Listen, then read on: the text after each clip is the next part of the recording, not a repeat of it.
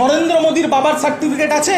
আপনার চ্যানেলের মাধ্যমে চ্যালেঞ্জ করছি, দেশের প্রধানমন্ত্রী নরেন্দ্র মোদী আগে তার বাবার বার্থ সার্টিফিকেট জনপ্রকাশ্যে আনে। এর এত আস্পর্ধা, এত বড় নেতা হয়ে গেছে যে বাংলার একজন বাসিন্দা যার কাছে ভারতের নাগরিকত্বের সব প্রমাণ আছে, তারপরে তাকে এনআরসির নোটিশ পাঠাচ্ছে। এর আমরা শেষ দেখে ছাড়বো। নির্বাচন কমিশন, কেন্দ্র নির্বাচন কমিশন বিজেপির কথায় বলছে, একটা মানুষের কাছে যদি প্যান কার্ড থাকে, একটা মানুষের কাছে যদি ড্রাইভিং লাইসেন্স থাকে, একটা মানুষের কাছে যদি পাসপোর্ট থাকে, একটা মানুষের কাছে যদি আধার কার্ড থাকে, বলছে তাও আমরা মানব না, এরা দেশের নাগরিক। তাহলে কি থাকবে?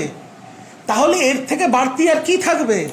বাংলা ও বাঙালির বিরুদ্ধে একটা বিরাট ষড়যন্ত্র করছে, যেখানে ভারতীয় নাগরিক, বাংলার বাসিন্দা বাঙালিদের এনআরসি দিয়ে বাংলাদেশি তকমা লাগিয়ে দেশ ছাড়া করার চক্রান্ত। ওরা একটা ত্রিফলা অ্যাটাক শুরু করেছে, একটা ত্রিফলা আক্রমণ করছে বাঙালির ওপরে। কিভাবে ত্রিফলা আক্রমণ?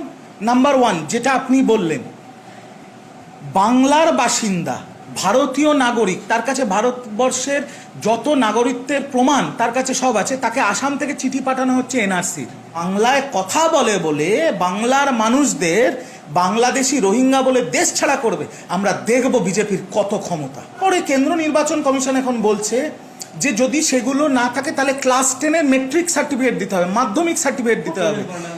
এক্স্যাক্টলি আমারও সেটাই প্রশ্ন। শুধু বাংলা নয়, সারা ভারতবর্ষের কটা মানুষ স্কুলে পড়ে, কটা মানুষের কাছে মাধ্যমিকের সার্টিফিকেট আছে? তারা কি তাহলে ভারতের নাগরিক নয়? তারা ভোট দিতে পারবে না?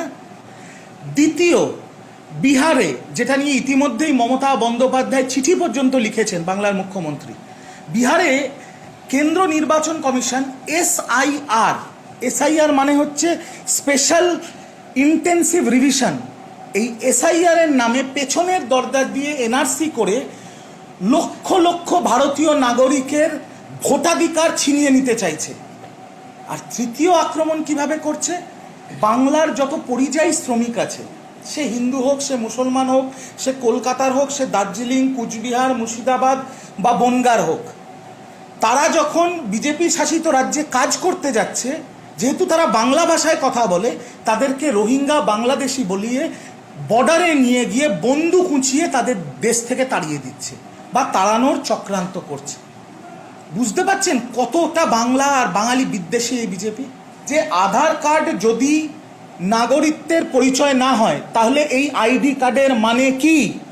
আমি মানুষকে প্রশ্ন করব, কেন তাহলে কেন্দ্র সরকার চাপ দিয়ে আধারের সাথে ভোটার কার্ড লিঙ্ক করতে বলেছিল?